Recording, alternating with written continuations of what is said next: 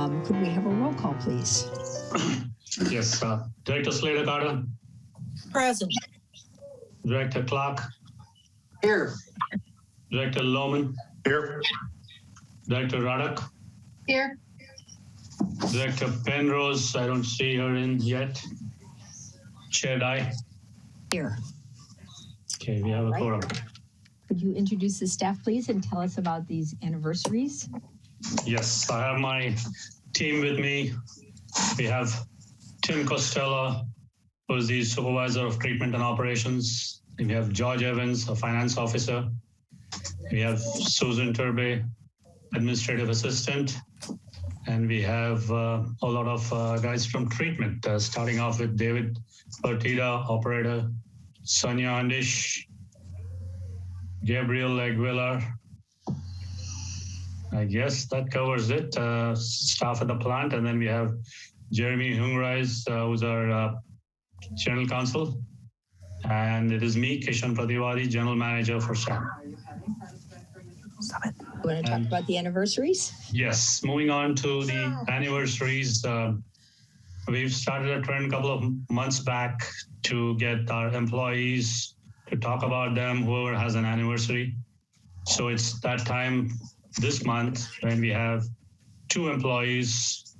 One of them is Susan Turbe, who's completed 14 years, and Keith Harvey, who's completed 7 years. So about Susan Turbe, I'll probably hand it over to George Evans to talk about Susan a little bit. There you go, George. 14 years.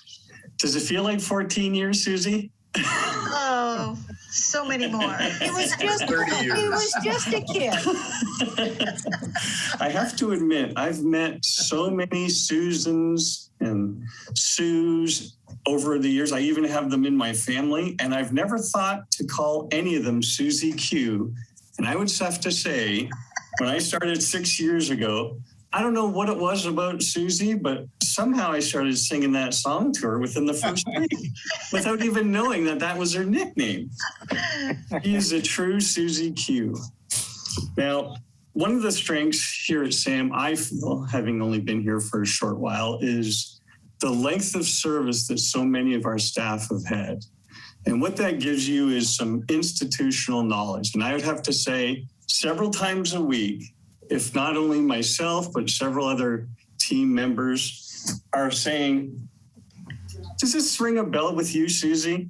It's amazing how many times Susie comes up with the answer that, oh yeah, we went through this 5 years ago. We went through this 10 years ago. And Susie can take you to the cabinet, show you the paperwork, and suddenly you don't feel so bright. Now, I had a manager a long time ago tell me that one of the key things for your company's face is the person answering the phone. And that if you call a place and have never been there before, you can actually hear a smile through the phone. And I have to say that my wife called into work, one of the rare times she does, last week. And when I got on the phone, she says, you tell Susie that she's really good at answering the phone because she just sounds so bright and cheery. I don't know how she does it.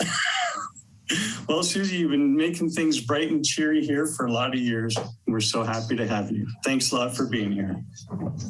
And I have to say, all my interactions are very positive with you. I also would like to note that Deborah Penrose has joined the meeting. Okay, very good. Yes, Susie, we all appreciate you. Anyone else want to weigh in here? No. Yeah, I'd like to say something about the staff in general. I heard something at a meeting today that seemed to me to be so true. And it said the work of a sewer plant is in the operations, and it is not so much information and education as it is an art. There is an art to operating a sewer authority. So I thought that was very true. And I think our operators give us that.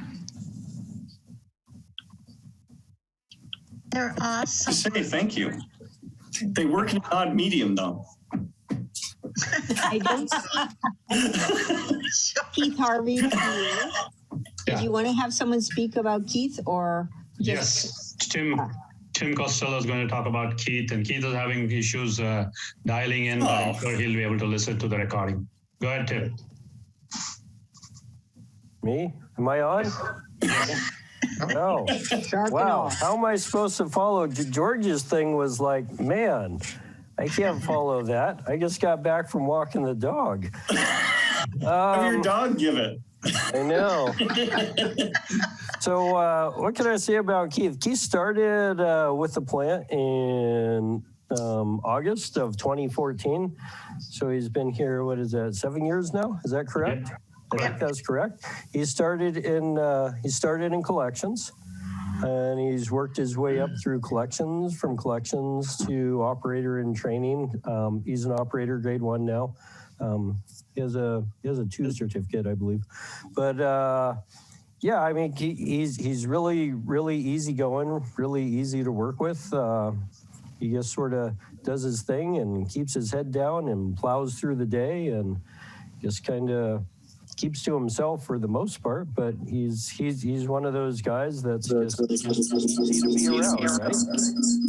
Whoa. Was that me echoing? That was some weird echo. Did anyone else get that? Yes. I don't even know where that came from. We all heard it. We didn't realize your second job is a rock and roll keyboard operator. I blame the dog. So anyhow, like I said, Keith has been with us for a while, and he's everyone enjoys working with him, and he does his thing, and he does what's asked of him, and he's just been a pretty good employee. Great. Very good. Glad to hear. Thank you very much, Tim, and thank you very much, George. Anything else as part of the beginning of the meeting, Kishan? No, not really. Yep. Moving on to public comment. Do we have anyone who wants to speak to an item not on the agenda? Catherine. Yes. I wanted to bring this up while there was a lot of people. It was a conversation I had at the CASA conference with a fellow whose son is a firefighter.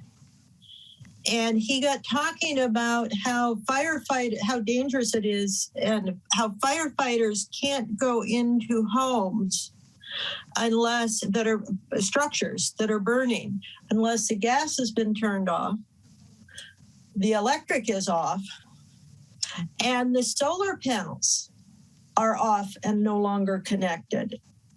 And I got thinking about my house, and I'm going, where is that gas shut off? Where is the power main? Don't have solar power, so I don't need to worry about that. But it struck me that it's something to make everyone who's watching government aware of. Is you should know where these things are, particularly in these times of fire hazards that we're having. Because if one house goes and the gas isn't turned off, it can explode and take out other houses. It also occurred to me, and this is something that Half Moon Bay might want to consider, and I'm certainly going to bring up with the county, and that is there should be an easy location for all the major cutoffs, so that in the event of a fire, the homeowner or the tenant can go and turn off the power, turn off the gas, and turn off any solar panels all at once, instead of having to run around the house trying to figure out where these things are. So it's just a safety concern, and I think a lot of people aren't particularly aware of it. And so I thought I'd bring it up tonight. You'll hear a lot from me. I'd like to echo that. I think that's critical. And one of the things that I learned when I was in CERT training was exactly those things, where everything is that I have to deal with so that I can then shelter in place or evacuate whatever I need to do in the case of a fire. First thing they teach you in CERT is how to take care of yourself and your family and your home. So I would recommend everybody get CERT training. Which is community emergency response training. Yes. It's excellent. I know my husband's done it, and I recommend that many do that. So you're right. Thank you, guys. Is there anyone else who wants to speak to an item not on the agenda? Kishan. Yep. Yeah, I'd like to inform that we've received a public comment from Craig Carroll from Half Moon Bay Brewing Company, and I believe that has been sent to all the board members, and that letter will be up on the SAM website tomorrow morning for the general public information. I think you wanted it read at item 4A, under item 4A. Okay. If required, yeah. Right. Anything else? All right, moving on, the consent agenda. We need to approve the minutes of August 9th, approve disbursements for August 23rd, and the monthly revenue expense report for period ending July 31st, 2021. Does anyone want to remove anything from the agenda, from the consent calendar? Nope. Can I have a motion to approve the consent calendar? So moved. So I already moved. Oh, sorry. seconded. Okay, there's a motion second. Any further discussion of this motion? Okay, could we have a roll call, please? Director Slater Carter, Aye. Director Penrose, Yes. Director Clark, Aye. Director Lohman, Yes. Director Ruddock, Yes. Chair Lai. Aye. Okay, motion approved. Motion passed.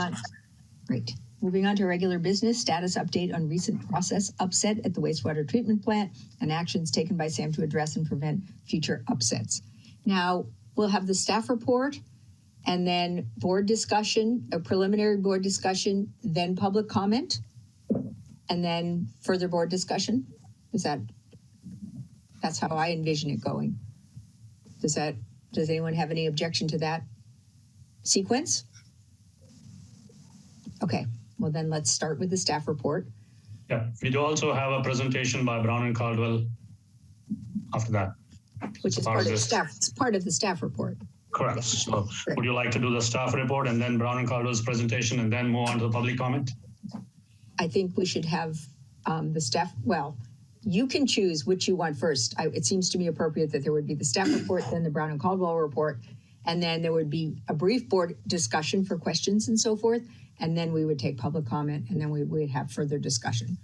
Perfect. That's perfect. So moving on to the staff report, the treatment plant has been experiencing high amounts of filamentous growth and bulking conditions all along since early June. Actually, we've been having process upsets since the month of October. We brought it back and forth to the board in our past meetings. And in the month of February, March, we decided to get Brown and Caldwell to come in and investigate what is happening at the plant and do a process study. And when we had an upset in the month of June, we sought out their process expert, Lance Salerno, to come and investigate the problems and give us advice about how to go about it. So Brown and Caldwell team actually came in June, and then we went around doing a couple of implementations, whatever was recommended, of adding flocculants, coagulants, making some minor changes in the process, and that worked out pretty good in the month of June. But we also had filaments during that time, and as indicated in my staff report, the filamentous bacteria are pretty much long strands of bacteria which are growing end to end, resembling strands of hair or spaghetti, and they interlock with each other to form a mesh. And those are dangerous ones. The filaments are dangerous and cause severe problems, severe process upsets at the plant. So this was observed in the month of June. And subsequently, we had periods of poor activated sludge performance and settleability all through until all through the month of July. So July was a tough month for us. We went through a lot of upsets during the entire month of July. And just to give you an idea, we had 10 violations, 10 NPDES violations in July. There were 3 on BOD, 5 on TSS, and 2 on others. And since October, when the process upset started, we've had a total of about 30 violations since then. And also, we have incurred a lot of costs towards extra lab testing or extra products being procured, which we would never do that under normal circumstances. And just to give you an idea, we've incurred almost 600,000 till date, and it continues. And we have noticed that a lot of it is actually, I would say all of it is actually due to something coming from outside the plant. And this is a clear evidence that happened last week, last Wednesday to be precise, on 11th of August. We had very high BOD at some of the locations in the Princeton area. And we had BODs as high as 4,160, 4,160 BOD, which is unimaginable. And we had COD, which is a chemical oxygen demand. We had more than what the instrument could measure. The instrument measures 3,750 COD. And we had the instrument go beyond the limits, both at this location at Princeton. We had it at Princeton Pump Station, and all these caused process upset. And sure enough, as you would hear from Brown and Caldwell in the next presentation, that any upset, any high spikes coming in, any spikes coming in BOD or COD would result in a process upset in a couple of days from them, not necessarily immediately. Wednesday, we had this spike coming in, and Saturday onwards, we started having a downward trend. Saturday, the mixed liquor started going down. The other parameters started going up, which are not supposed to go. And then we had filaments in our mixed liquor. We sent the samples for micro, and sure enough, we had all these problems.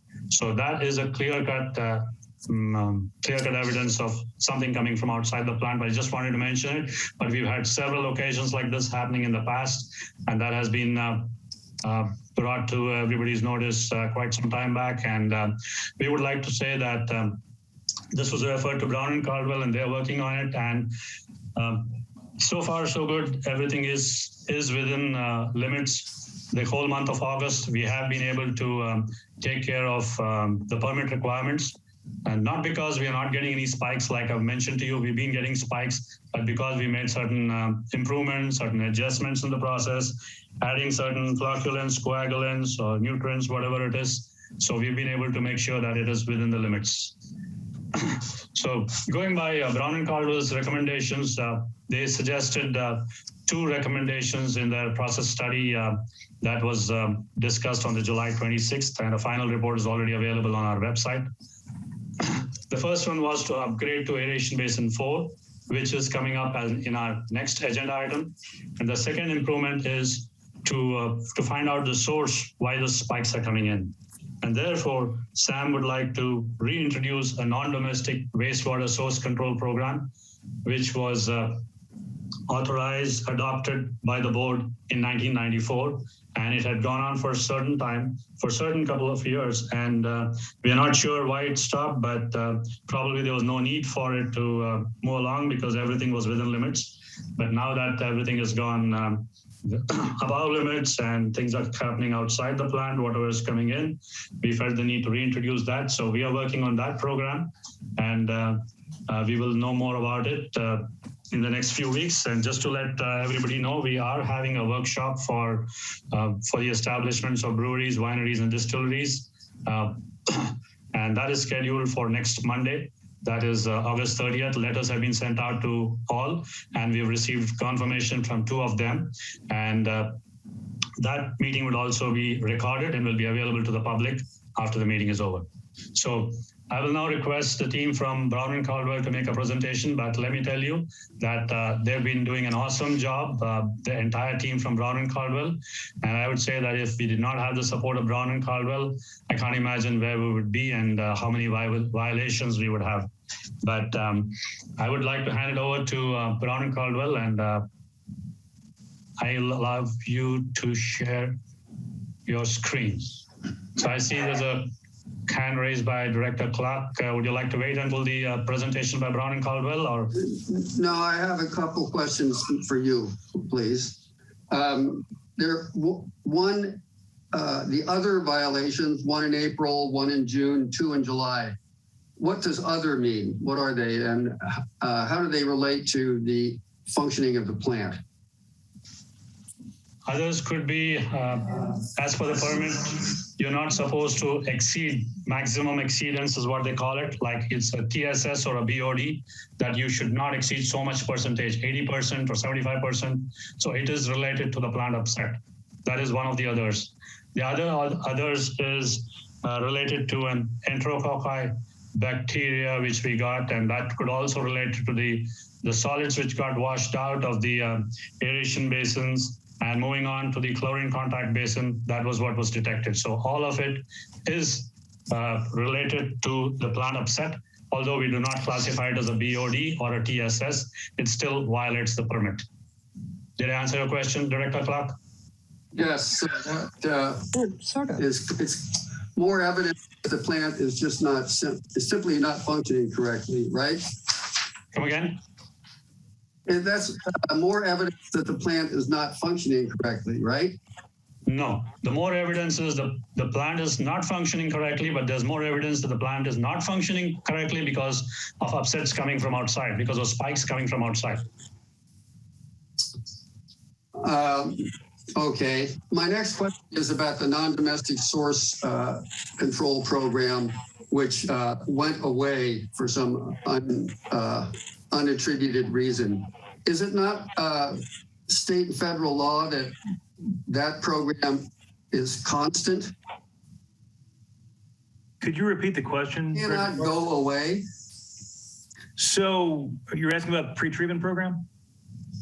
Oh, the domestic. No, I'm asking about the program that Sam is now attempting to reinstitute on a select few possible problem areas. And because we, as far as I can tell, we have no non-domestic source control program at all right now. Yeah, so Director Clark, I'm sure Jeremy will fill in, but I'd like to mention that as per the rule, if a plant has a design capacity of 5 MGD or more, then a source control program or a pre-treatment program is mandatory. In our case, it is less than 5 million gallons per day. So therefore, it is not mandatory. But the SAM board decided in 1994 to adopt this program, which is its own program, which is called non-domestic source waste source control program. And therefore, that was adopted. So yeah, I don't know, Jeremy can go ahead and say a couple things. I mean, there's also if you take a look at the JPA agreement on section 4B9 on page 13, there's a whole section about a requirement for SAM to do standards and regulations related to industrial waste, which brewery waste is classified as industrial waste. There's an SIC code established by EPA for that. The Department of Labor actually establishes the different SIC codes. It was previously a different agency, but now it's Department of Labor, in which there should be, so you have to have criteria. And then the industrial waste regulations shall authorize the issuance of permits they're under. So there's a whole section in the JPA agreement that actually requires both the member agencies to do certain things and SAM do certain things. Why hasn't it been done from 2000? The last action I've seen is from 2014 when there was a issuance of or a change in the fee structure. And we're still combing through records to see when additional permits might have been issued. But the bottom line is this, if we were over 5 MGD, it'd be mandatory. We're 4 MGD.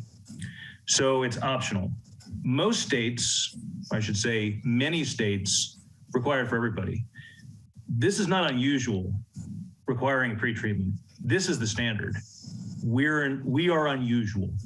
And I would be shocked if the regional board didn't require it on the next permit cycle, which they have the authority to do. So one of the reasons perhaps they didn't is because SAM in the past had a program which for some reason stopped being implemented. So, but how broadly SAM wanted to implement it was partially because SAM went above and beyond what was legally required by amending the JPA agreement. And the reasons for that are still not entirely clear why back in 1994 and thereafter, the choice was made to do that. But there's an entire program and it's built into each of the member agencies' sewer use ordinances. So how broadly or how narrowly we want to implement the program, I think we have some discretion on how we want to do that. In the past, we did it more broadly, but I think, and this will be something that's discussed at the workshop that Kishan talked about, we at least want to get started on the areas where we think there's the chances of the greatest harm. And then potentially expanding it depending on how the board wants to proceed. But we know that there's certain areas that have very high concentrations that have been measured from sources that are known to be high sources of BOD and potential interference with the plant. So I don't know if that answers your question or not, Director Clark, but happy to answer any others. Sort of. So the fact that the plant is actually designed for a maximum of 15 million a day during highest weather doesn't put it into it's got to be mandatory all the time. That's peak. We're talking we're talking about average dry weather for MGD. You're close, but not quite there. You're not quite at the mandatory level. I'm wondering, everyone, if we should go ahead and do the Brown and Caldwell presentation unless there are questions before we jump into discussion. And our questions. Deborah? Yeah. I don't know what you're talking about with this program. What is the program that you're talking about reinstituting? What does it do? It's the non-domestic wastewater control program, which SAM adopted with Regulation 2-94 in 1994. And so it's always been on the books, and it authorizes SAM to issue and enforce permits on sources of non-domestic wastewater, which by definition, Got it. Yeah, so before we go on to Brown and Caldwell's presentation, I was planning on introducing our consultants who are helping us with the NDWS CP program. But since this question came up, I thought I'll introduce them later, but since this question came up, I'd like to introduce two of our consultants who are here today. We have Tim Sudam and Leo. Do you see him? I think Leo's. I see Leo.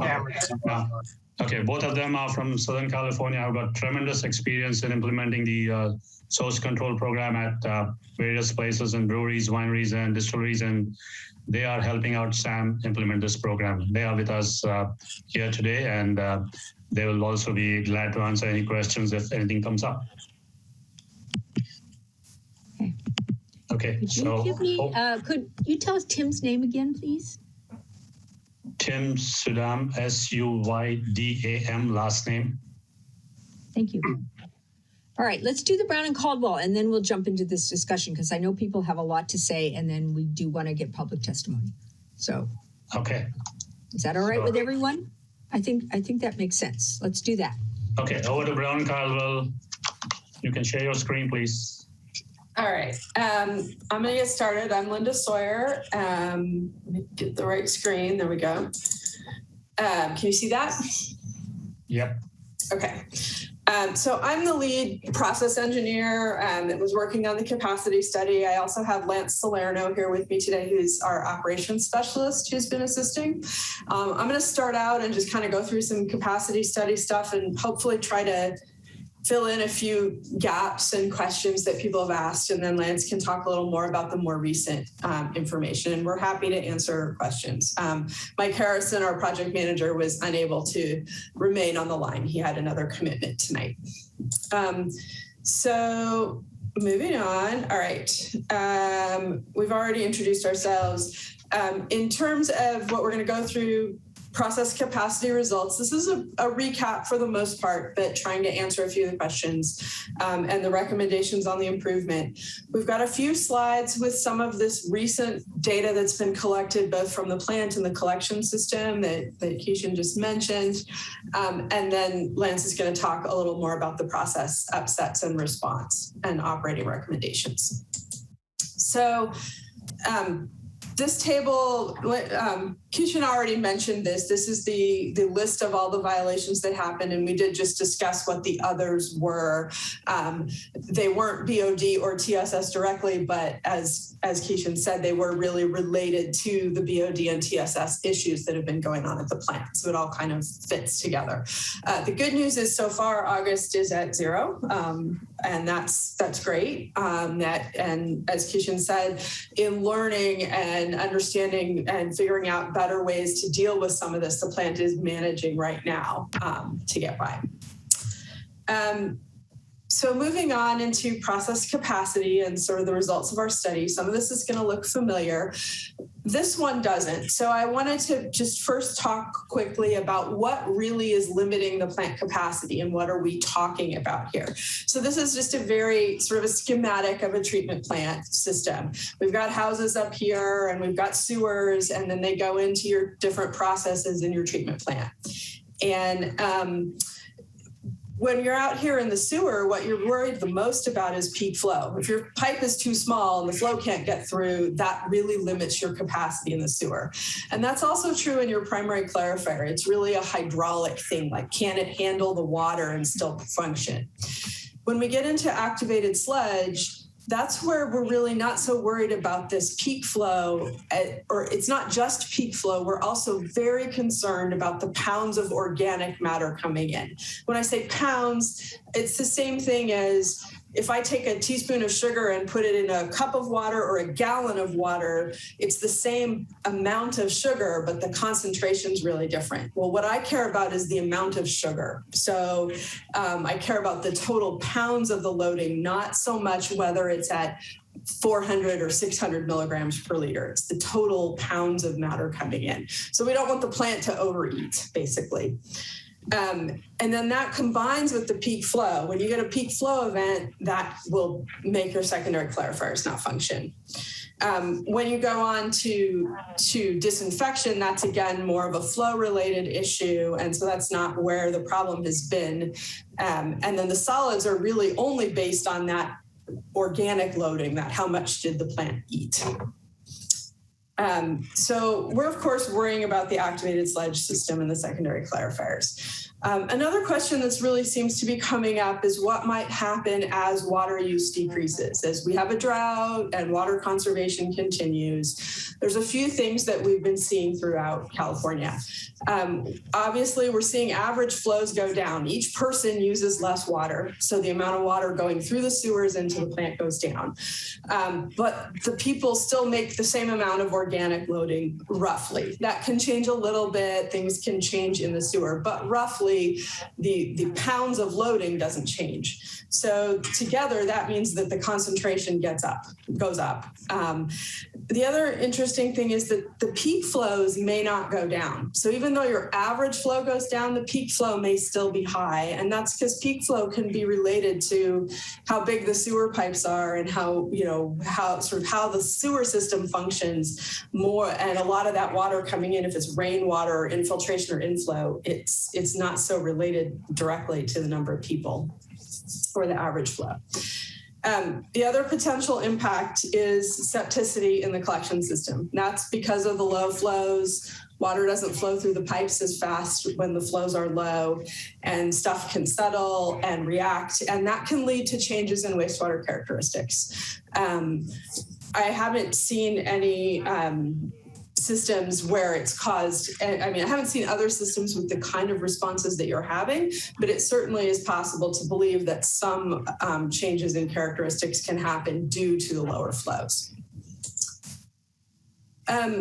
So this table summarizes the BOD loadings, and there's three different a couple things on here. So this is the design values. So this is what was on the drawings when the plant was constructed. It was a flow of 3.7 MGD and a loading of 7,300 pounds per day. So based on permitted values, this is what your plant should be able to treat. And that was assuming that all three aeration basins were in service at the same time. Our capacity analysis, we based it on the 2018 and 2019 average dry weather flow and loading. So that flow was 1.3. What you can see here is that you're only at about 35% of that rated flow capacity. But your concentration was higher, 340 versus this 237. So our 3,700 pounds per day of loading that we were looking at was about 50% of the loading capacity that the treatment plant was rated at. One of the reasons that's important is because, again, this 7,300 assumed all three basins in service.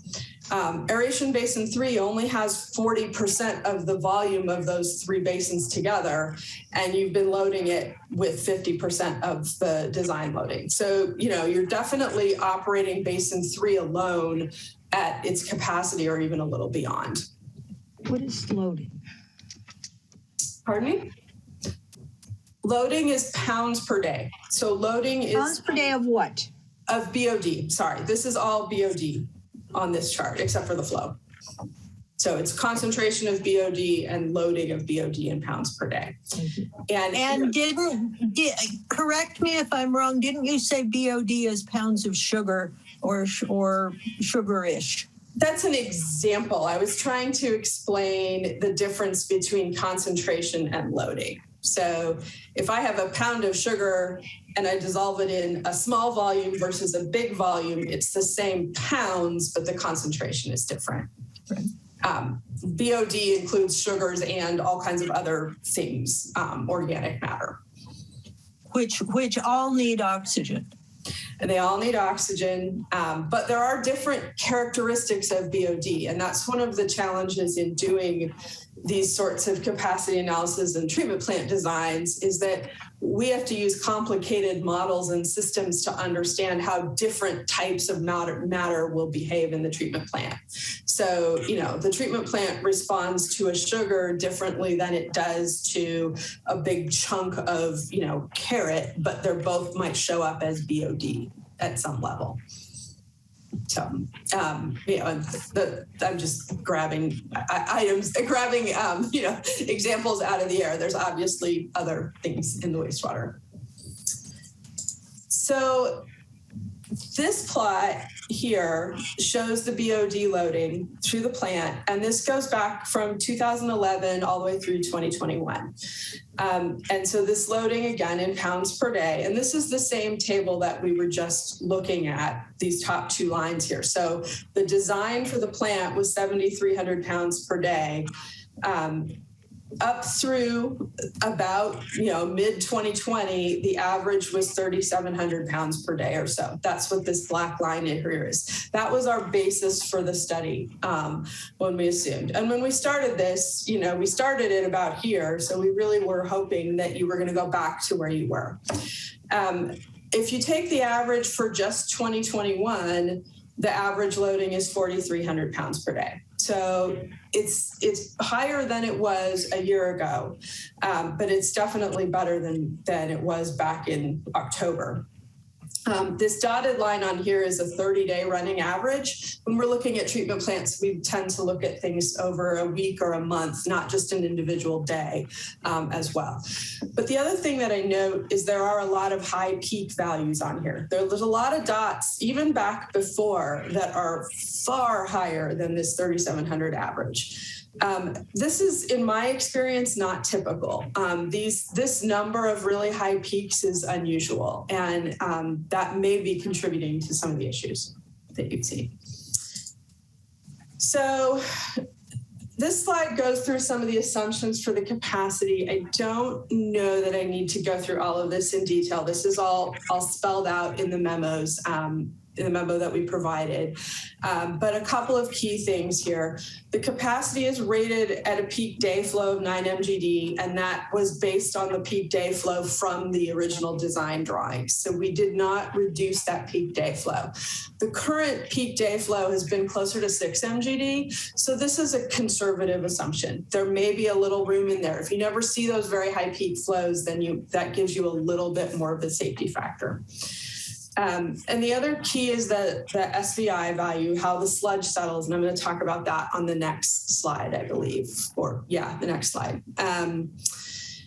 And so on this next slide, this is SVI, this is sludge volume index. This is how does the sludge settle? And a high value is bad. A high value means your sludge is not settling.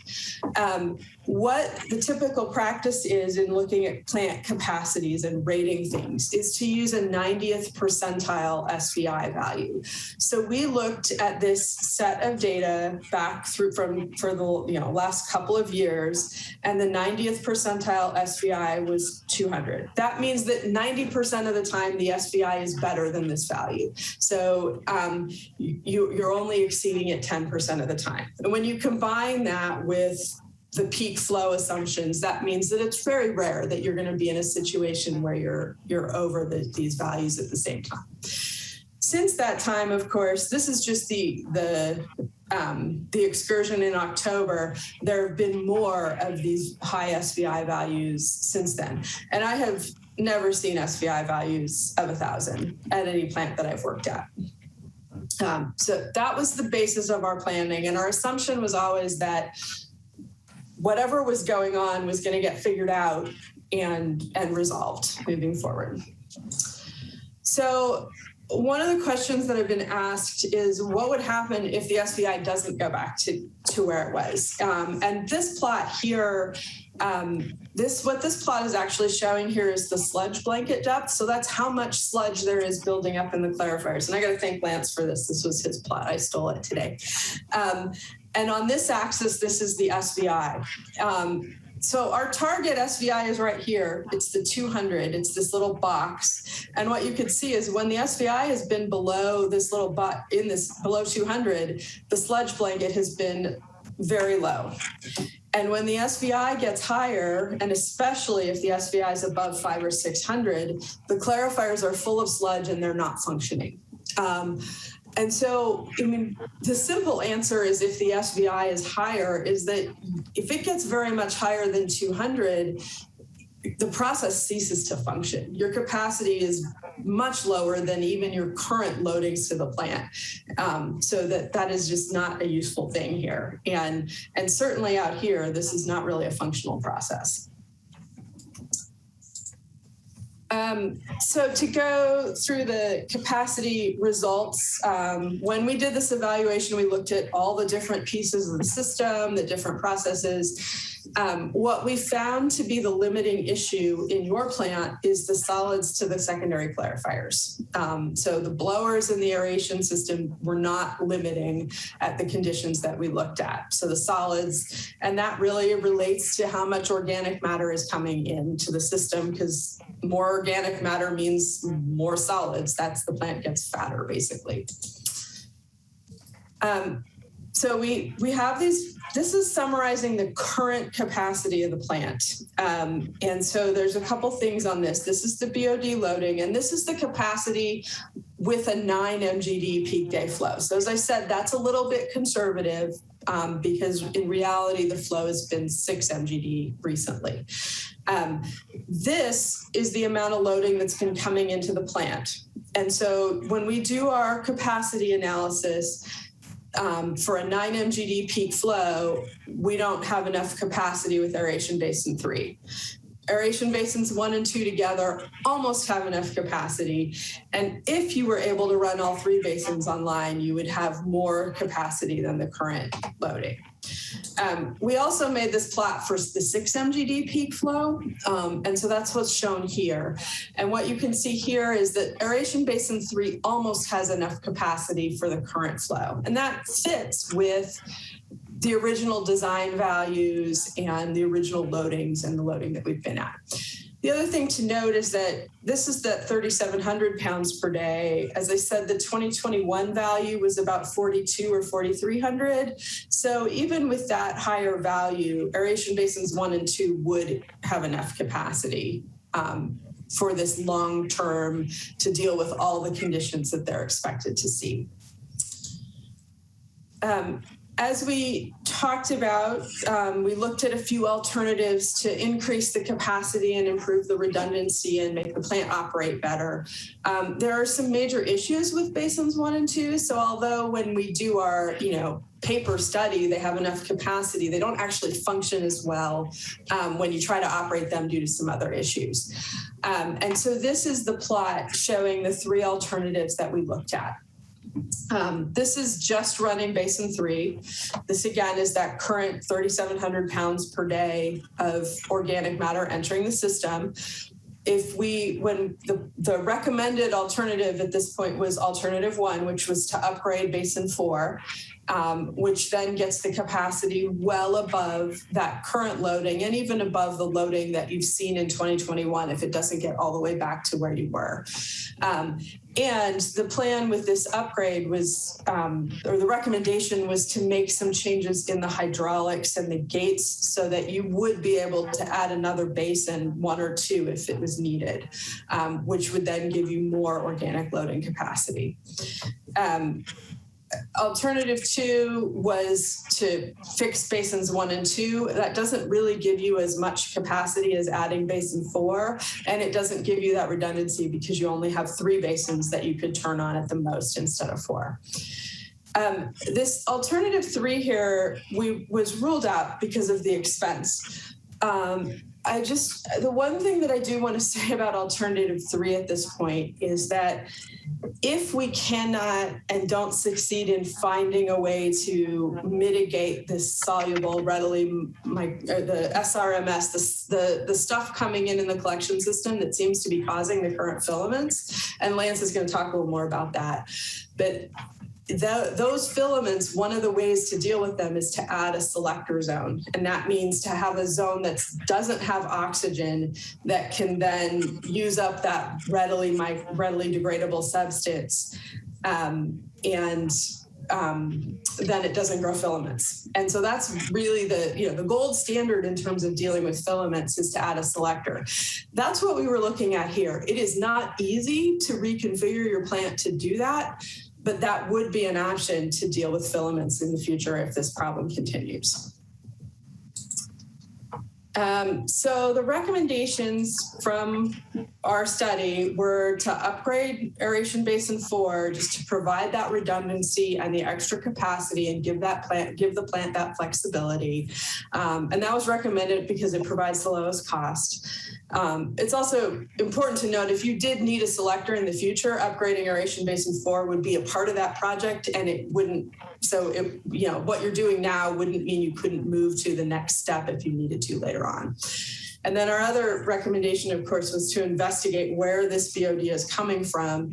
And Lance has been doing a lot to help understand exactly what the problem is in the plant. We know a lot more now, even than we did a couple months ago, about what's causing these filaments to grow. And so with that, Lance and I didn't really talk about where we're going to move. So I'm going to talk a little bit about this, and then at some point Lance is going to take over for me. This is some of the recent COD data. This is data from July. So, and COD is a similar kind of thing to BOD. It's just a different test. So the numbers aren't exactly the same, but it's both are measuring organic matter. The thing that we can see here is that we've got some definite peaks that came in. And I don't know, Lance, do you want to talk about this? Or I don't know if you have anything you want to add on this plot. Maybe Lance is on mute. Anyway, these peak values here were definitely associated with problems. We'd see high CODs come in, and then filaments would start to grow. Now it takes us, I can pick it up from there. Go ahead. And I think your next slide compares the two, so it's almost The one on the left is the one, your left is the one Linda was just mentioning. And the one on the right is that concentration converted to pounds, which Linda mentioned earlier was so important, understanding how much food or organic matter is coming into the plant that needs to be treated biologically. And next slide. So with this high variable loading, we started taking a deep dive, particularly in that early July period, of just how variable the loading is. Because what the operators do is balance the organic load, that's the biochemical oxygen demand, or the COD, which is the chemical oxygen demand, and the amount of food, of mass, biological biomass that they have in their system. It's also known as a food to mass ratio. And they try to keep this relatively constant day to day. And as you can see from those first 10 days in July, and this is in pounds per day on the left axis, which is or y-axis, which is a little, might be a little difficult to read, but we're circa 11,000 pounds per day at the very beginning of July. And you can see within the first 5 days of July, we spiked that up to 14,000 pounds per day of food coming in. And then the next day we drop it down to some 10,000 pounds, and then we're up over 14,000 pounds again. So basically the point here is from, just a pure operations point of view, it's a very different plant to operate up here than down here, up here from down here. And this is just in a matter of a week, the variability.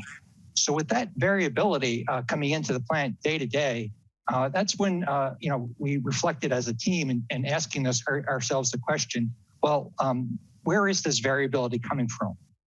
And that's where we started looking outside the plant. And then is there anything we can do to anticipate this loading coming into the plant or mitigate it in some way? So that's kind of just the logic as far as how we got to looking beyond the plant. And if you just turn to next slide.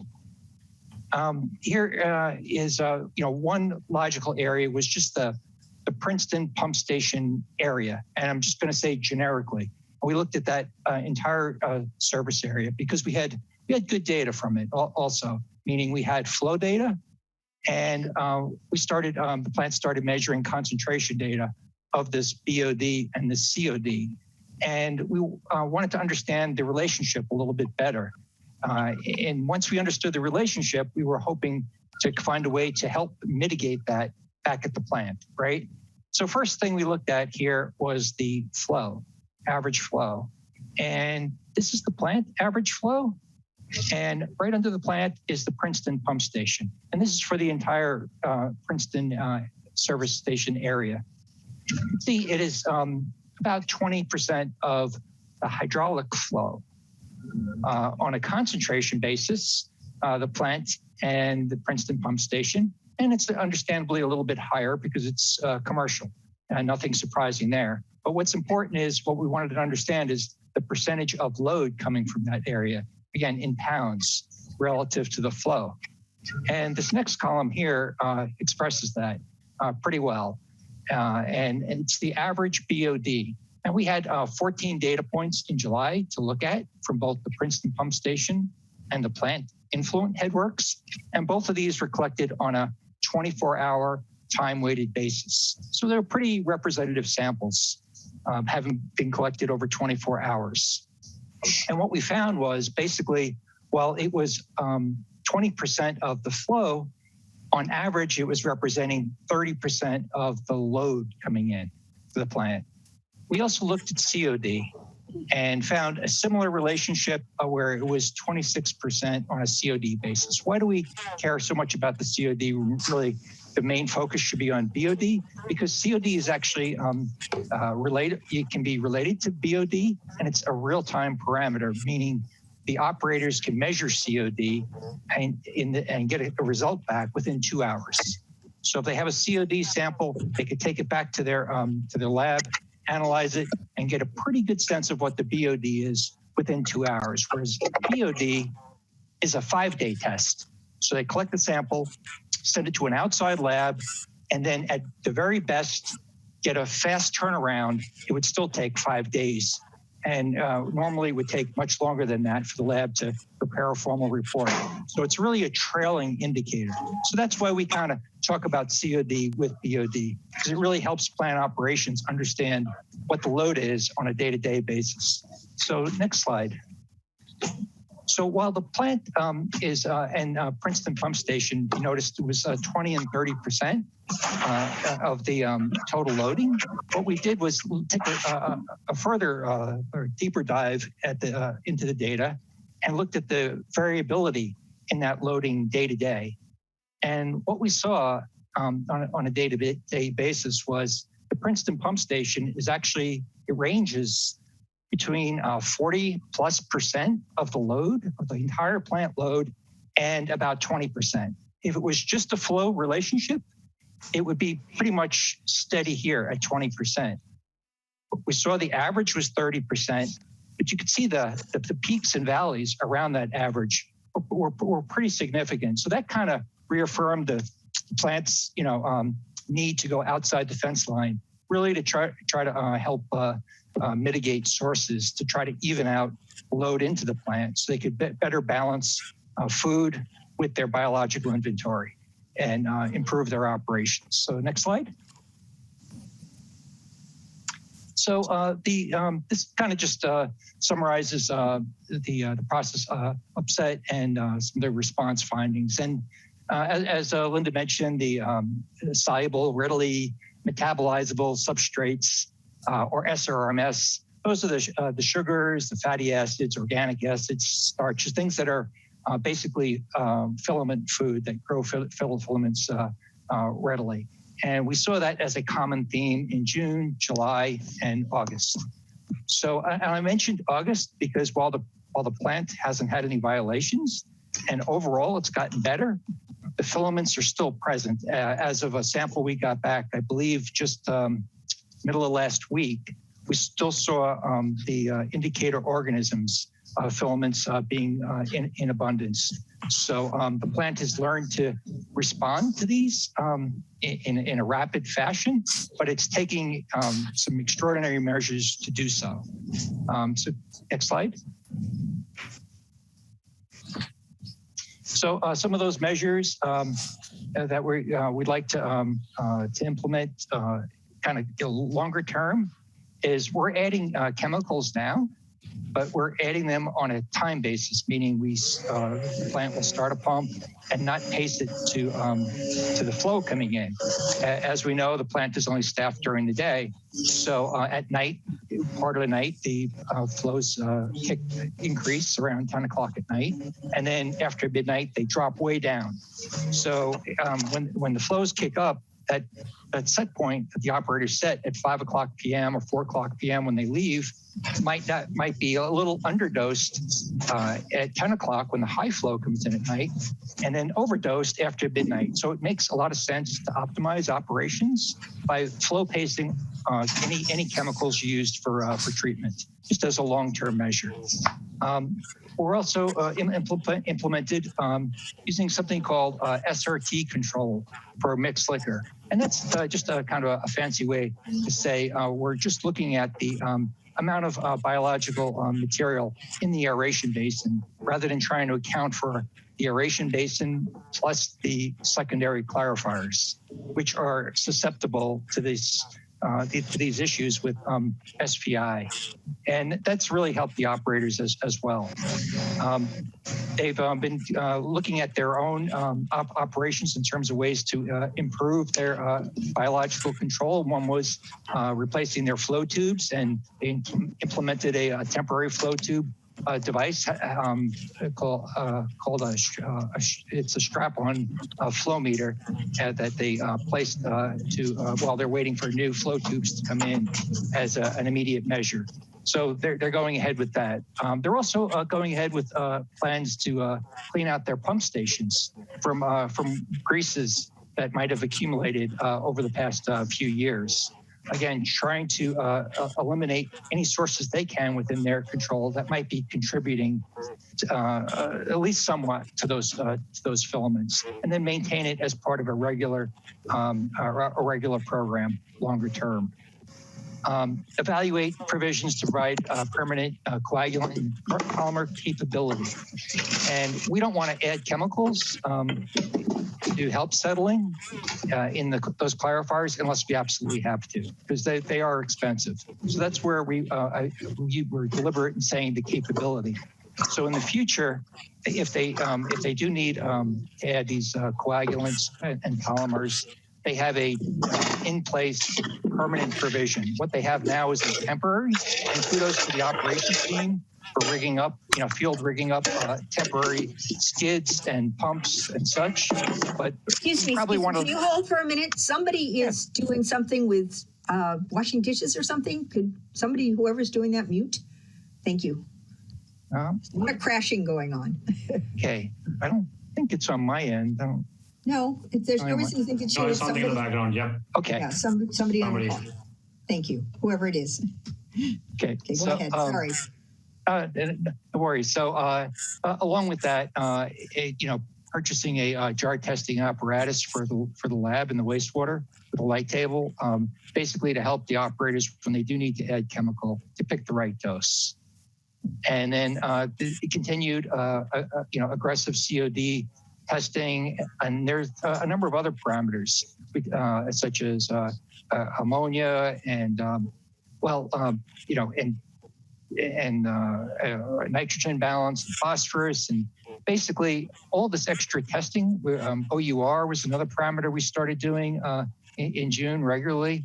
Is really placing an additional strain on the operations staff, and we might want to consider at least a part-time laboratory analyst just to support the parameters that are needed, particularly due to this variability that we're seeing.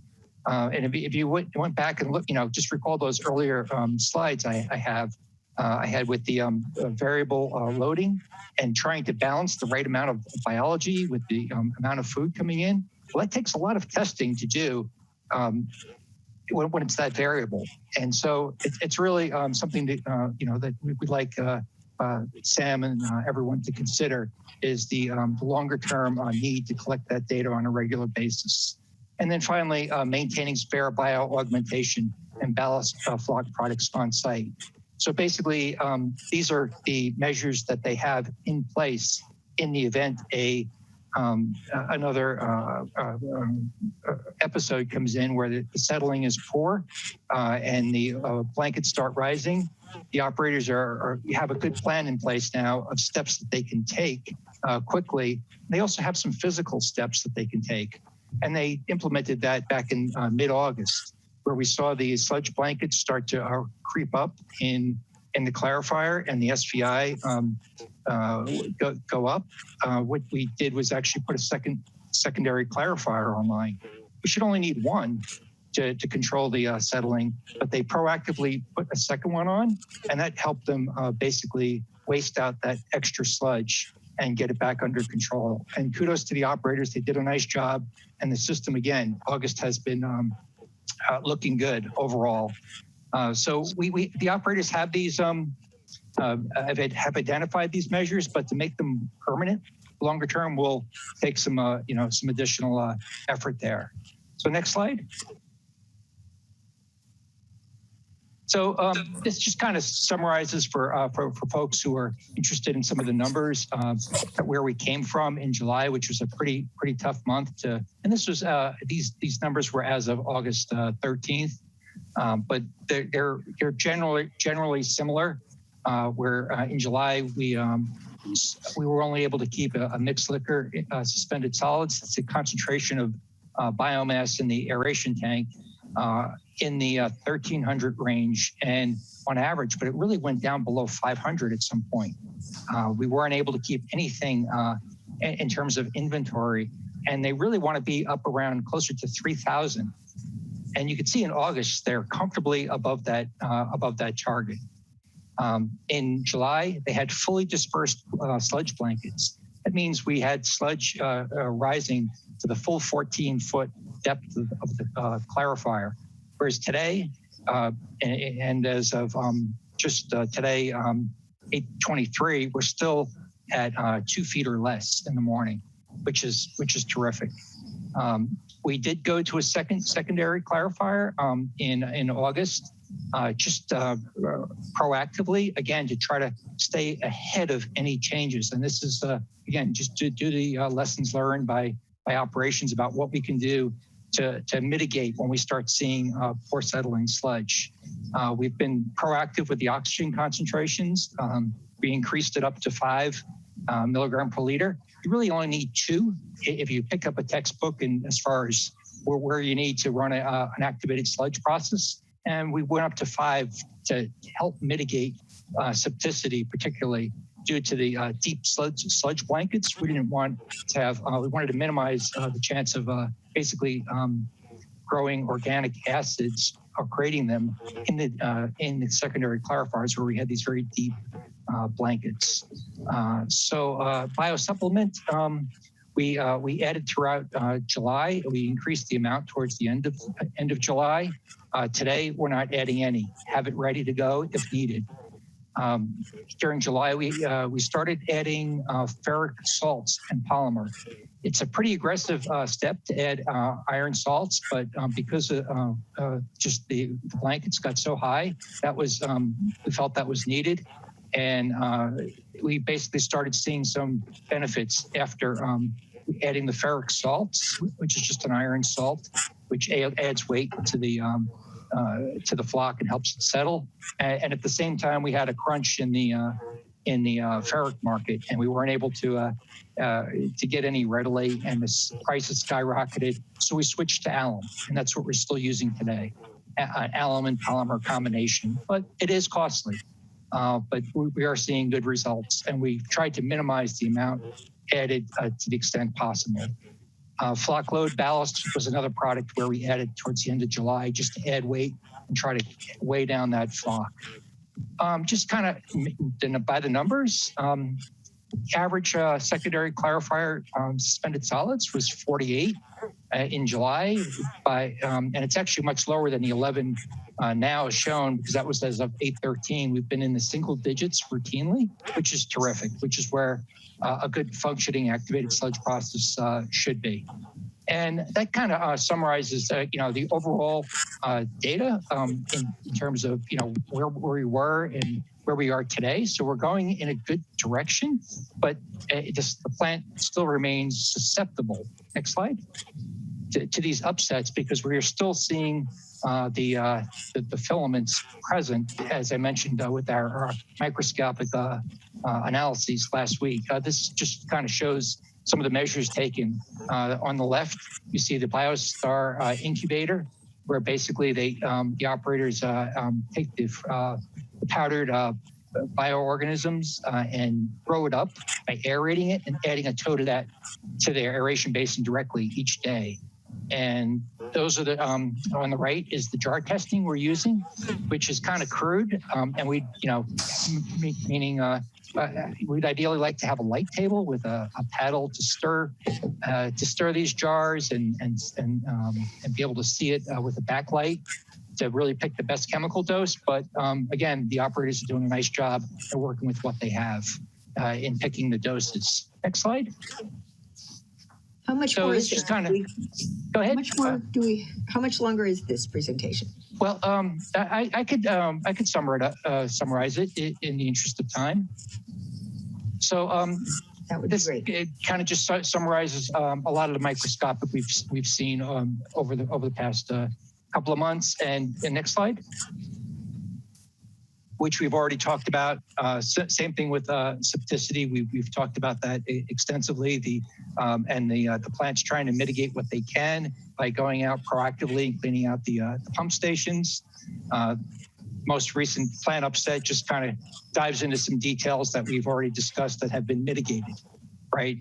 We know we've had these upsets in July. We've taken these steps that I mentioned to mitigate, and the plant operationally is in a much better place in August, as also shown by no violations for the month. So with that, I'll just ask if there are any questions. Okay, well, thank you very much for those presentations. I was unable to follow some of what you guys were talking about. There were a lot of acronyms in there, and I've been paying attention to this, and usually I'm okay at looking at some of this stuff, but there's a lot of information there. I wish we had it ahead of time so we could maybe look at it and think about our questions as far as it goes. I'm at this point, I think we're ready to take questions from members of the board about this presentation and Kishan's report, and then we'll take public comment, and then we'll have further discussion. Kishan, what action are you looking for tonight on this agenda item? On this agenda item, nothing at all. This is just for information. All right. I would like an opportunity to ask a lot of detailed questions about this in parts I didn't understand later, but I don't want to do that tonight because we have other business to move on to, and I know we have the public who want to speak to us. Are there members of the board who want to ask questions now? Do I see anybody? Okay, so why don't we take testimony from, do we have members of the public who would like to comment? And perhaps, Kishan, now would be appropriate to read the letter on this agenda item from a member of the public who asked to have it read? Or would that person prefer to do it himself? Craig? Thank you, Chair. Yeah, Kishan, if you could read it for me, actually, I don't have it in front of me, it's a little embarrassing. That would be great. Thanks. Okay. So this is a letter from Craig Carroll, CEO of Half Moon Bay Brewing Company, addressed to the board, as well as a request to be read out in public. So it goes like this. Dear Sewer Authority Midcoastside Board of Directors, we, the following 8 coastside small businesses, are in receipt of your August 19th, 2021 non-domestic wastewater discharge registration form from the Sewer Authority Midcoast. So the names of the 8 businesses are Blue Ocean Brewing, Hop Dogma Brewery, Half Moon Bay Distillery, Half Moon Bay Brewing Company, Trojac Canner Winery, Barterra Winery, Jetty Wave Distillery, Sacrilege Brewery and Kitchen. So all of them have initialed against their company's names. So we have crafted each of the above 8 holistic brands around the principle of environmental sustainability and feel passionately that we should leave the planet cleaner than we found it.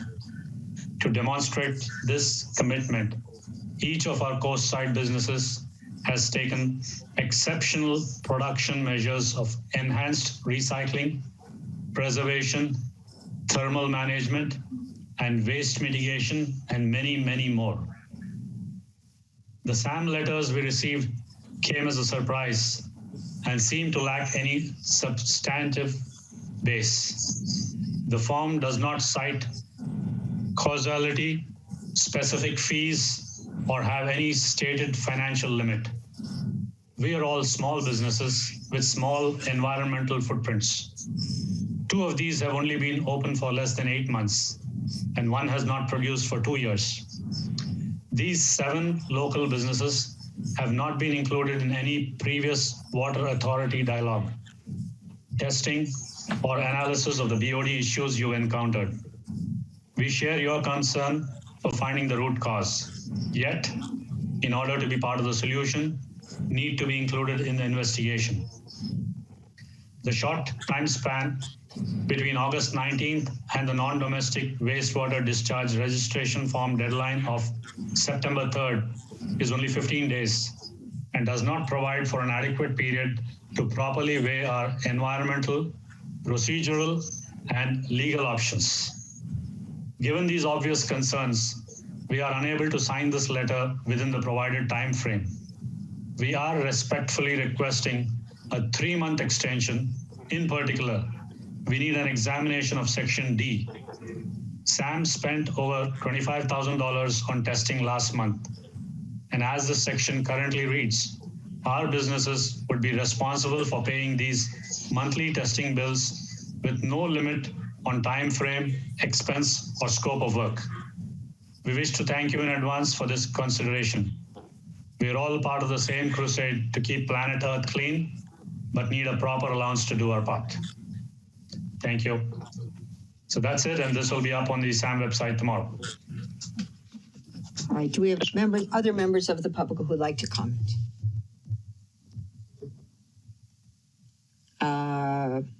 Greg, do people know how to raise their hand? You can go down to reactions and it will make a little, or you can just put your camera on and raise your hand. But Greg, I see you with your hand up. And Matthew, did you have questions? Sorry. I actually tried to get a question in when Brown and Caldwell were still on, which is under one of the recommendations that they list is to proceed with plans to resume the regular cleaning at pump stations. May I assume that means the program of regularly cleaning at the pump stations has been abandoned or lessened significantly?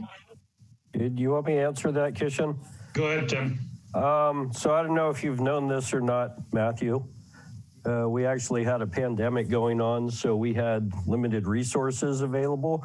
So there were a lot of things that happened prior to this that we haven't been able to do because of staffing. Currently, I'm trying to get everyone we have new people that have to get trained for confined space. Prior to doing the confined space, they had to do the CPR training. So I have to get everyone safety able to be able to actually do the work. So the short answer is we've done some of it, but we haven't been able to do some of the larger stations because the confined space issues that are surrounding them. Does that answer your question? Well, that makes me comment about how recently it was said that all the SAM employees had continued to work as much as possible and as normal and received bonuses for doing so. So if everybody kept working, I don't understand the answer. And when did the drop off in cleaning the pump stations occur? I mean, was it immediately at the beginning of the pandemic, which I have heard of, and as it's ongoing? Yeah, so let me just answer that question and then Tim, you can take over. Director Clark, you brought up the issue about bonuses. Yes, the bonuses was issued to SAM employees because of the excellent hard work and efforts that they've put in. But keep in mind, when we have to do a wet well cleaning, it's besides the SAM employees, we have to get resources from outside. We have to get people from outside with a vacuum truck. We have to get people who can get into the wet well besides the SAM employees. So a lot of other people besides SAM staff who are required to do. And therefore, the pandemic surely affects all of them. Tim, you can go ahead and continue, please. I got nothing. Okay, thank you. Matthew, anything further? Go to Greg next. Not at this moment. Greg? I pasted a bunch of questions into the chat, and Barbara, I see that you're conscious of the time. So I'm not sure the most efficient way to try and get answers, but I have two themes. One theme is that this design is based on an assumption that may not be attainable, at least for some time, about controlling the BOD. And so one of the questions is, if we design something for a 90% level of solids, that means 10% of the time we're not getting that. Does that mean 10% of the time we're in violation? And does every one of those violations then trigger a fine? Or is there some allowance by the Regional Water Quality Control Board that says, no, you're okay?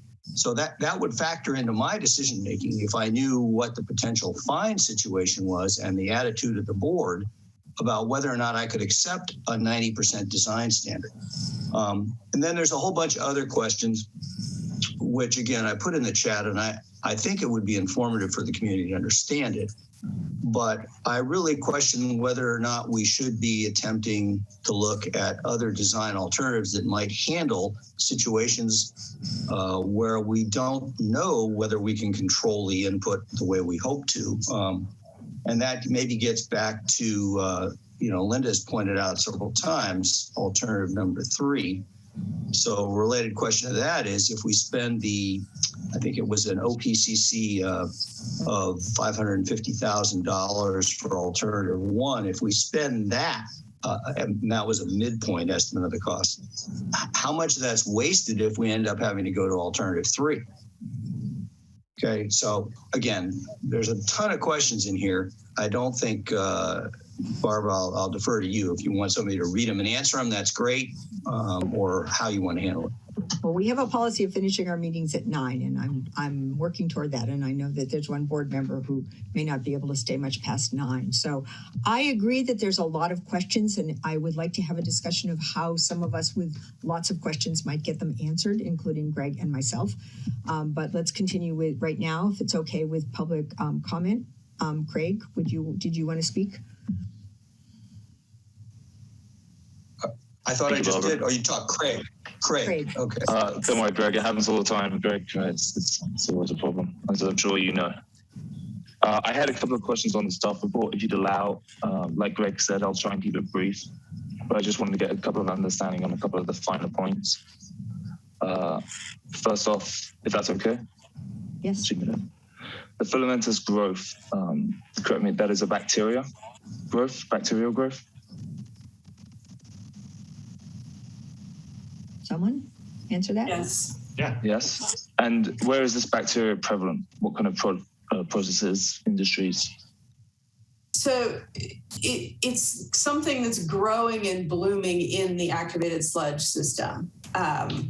It's not, we're not trying to say that this bacteria is being dumped, but this is a bacteria that responds to readily metabolizable substances, likes really sugars and things. And so if it gets a slug of that, it explodes in the system, and then the sludge doesn't settle.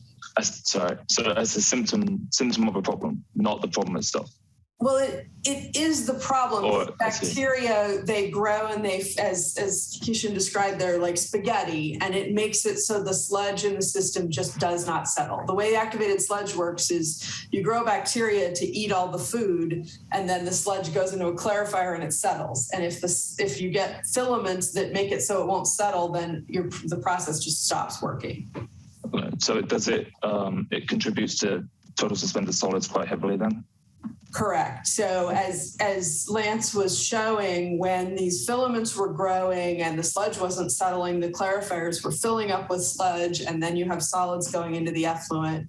Those solids show up as TSS and VOD, and it causes all kinds of chaos. So the large VOD loading is causing the spike in filamentous growth? So we've done all this microscopy on the filaments to understand what kind of filaments they are, because there are some filaments that grow in response to other things.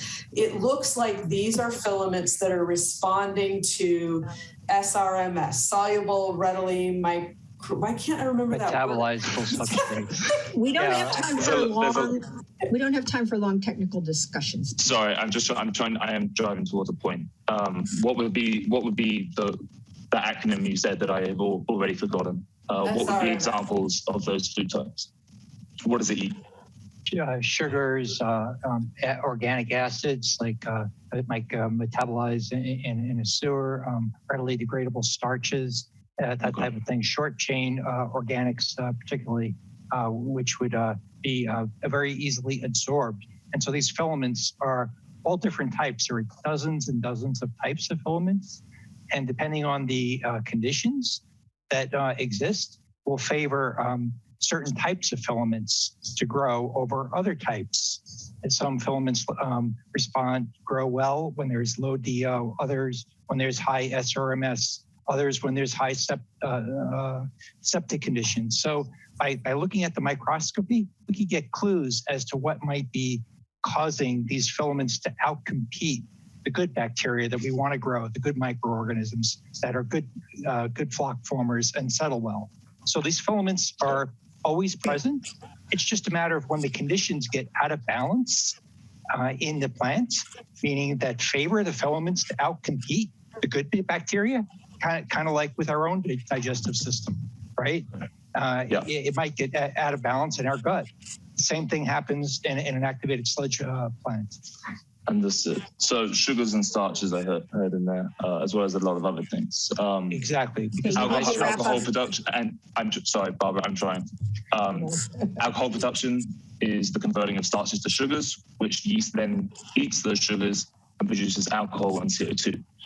So our production digests sugar and starch. So I just want to make that clear that high loads of sugar and starch do not come from alcohol producers. So I think two more, Barbara, if you'll just bear with me. I saw that the Princeton pump station took a lot of testing. I'm interested if other pump stations were tested just as much. I'll just, in an extension of that question, that in July, Princeton pump station contributed to 30% of the load to the plant in total, which makes sense as it is an operating harbor with multiple restaurants, fish processing, and obviously the businesses described in the letter, the breweries, distilleries, and wineries. In July, there were 10 violations from SAM. With all this testing at Princeton Pump Station, how many of those violations came from Princeton? The violations, Craig, are at the plant, not at Princeton Pump Station. So if 30% of the load comes from Princeton Pump Station, that would be, I can assume then 70% of the load came from elsewhere.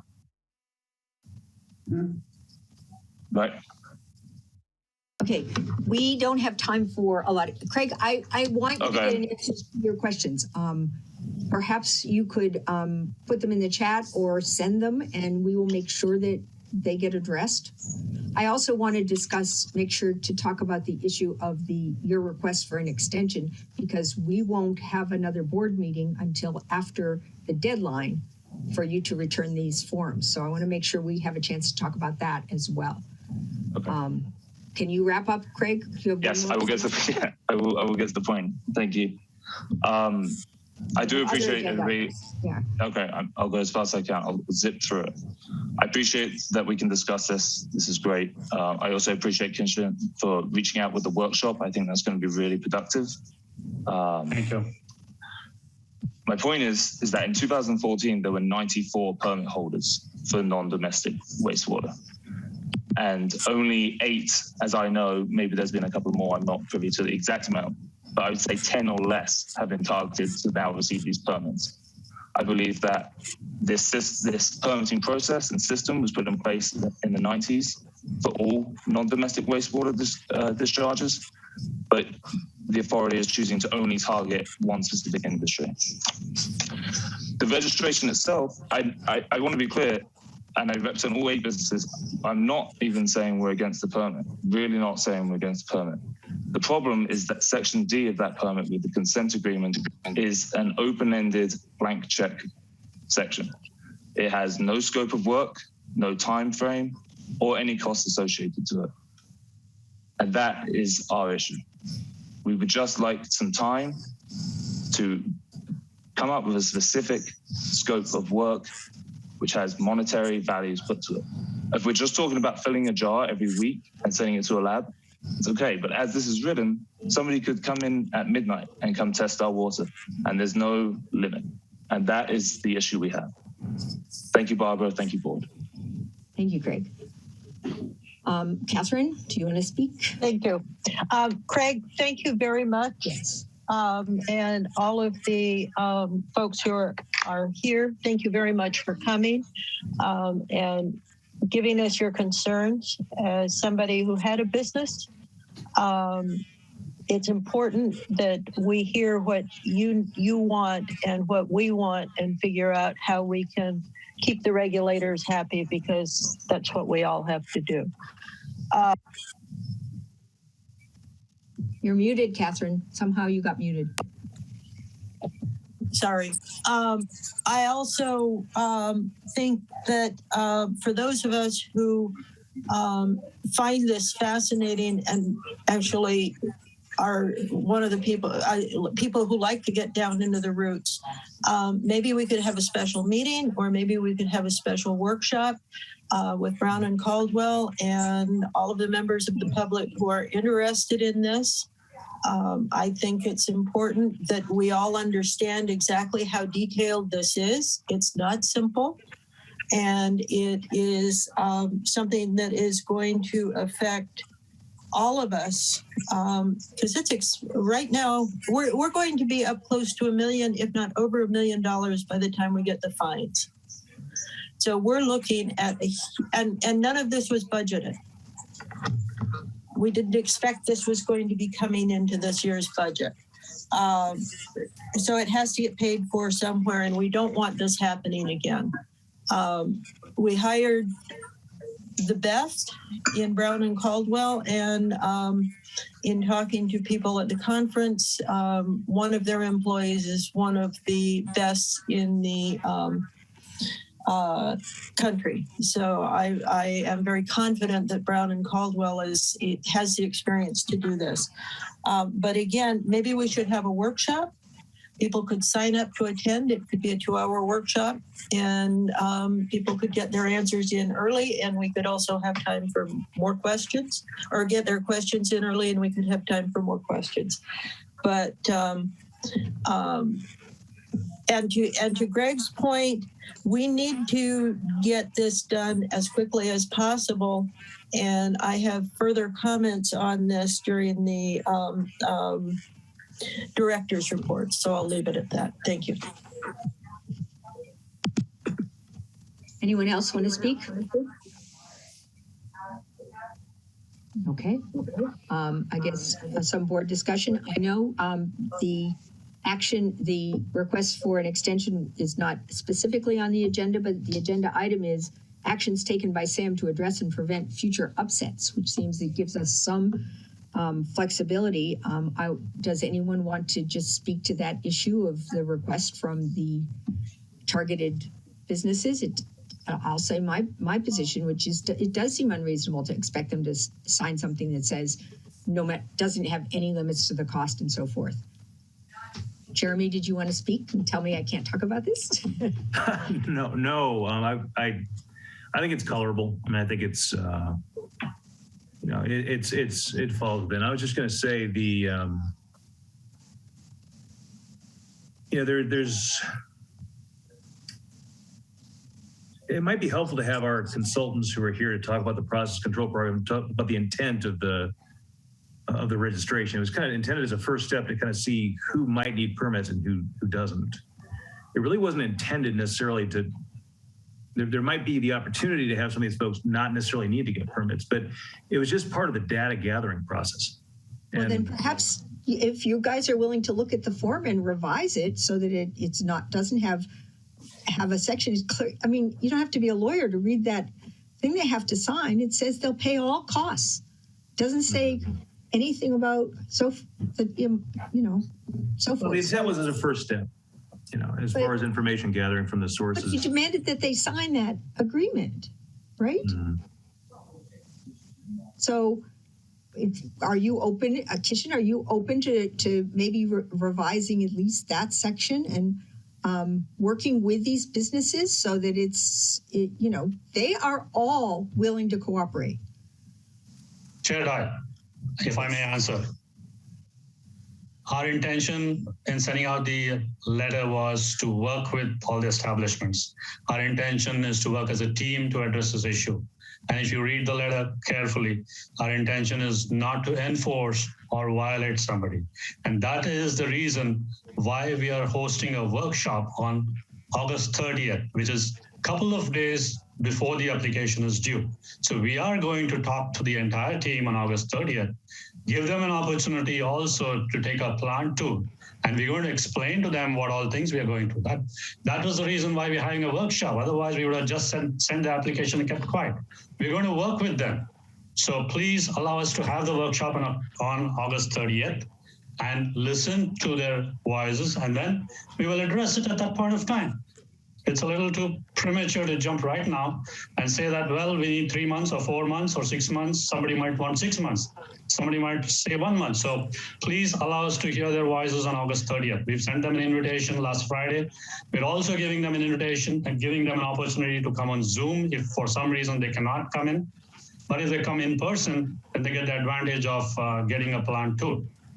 So with that, I would request that we don't talk about the extension right now. Let's wait to hear from the establishments. During the workshop, we will tell them how we intend doing it.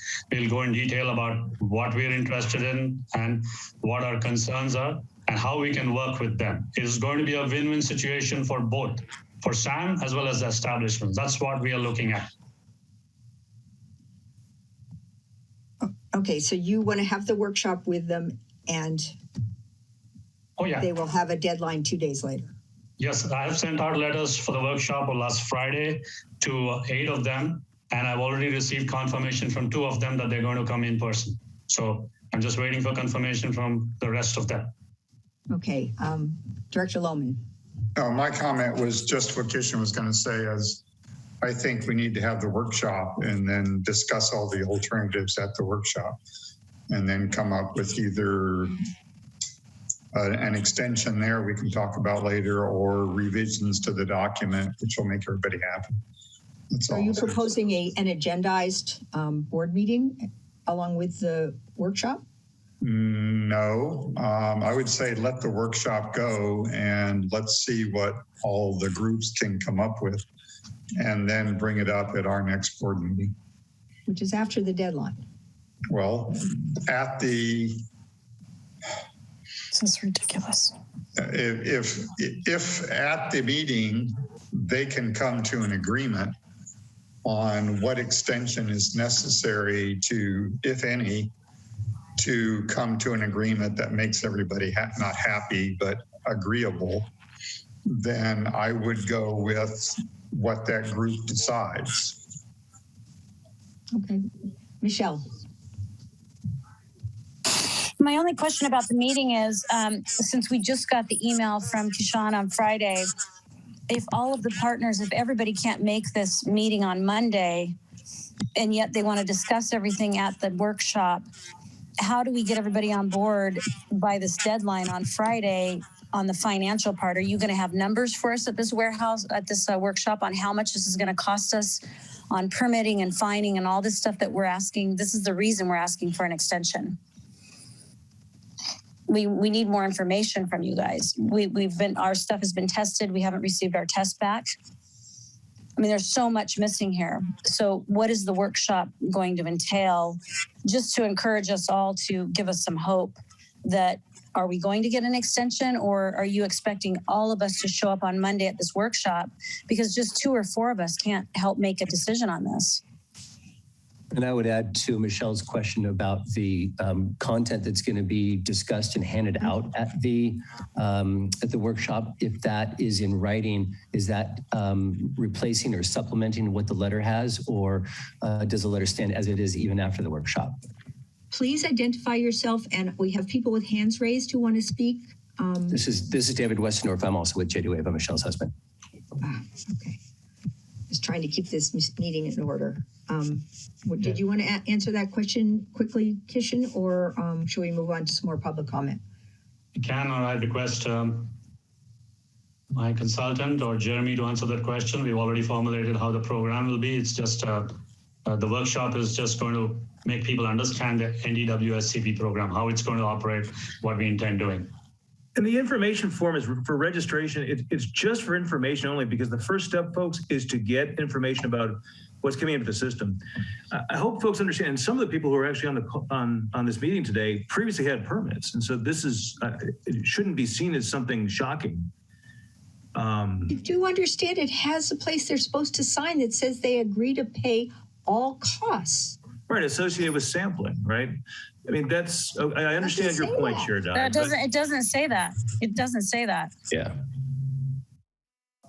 Okay, I don't have it in front of me, so I don't know if it says it or not. I guess the point is, the idea, the concept behind it was to, as a first step, without saying to everyone, which we could, Sam has the authority right now to say everyone, and in fact, the fact that we're not doing it, I mean, that raises other issues. But the idea here was it was a collaborative outreach effort to just talk to people and to tell them what we were trying to do and to get data.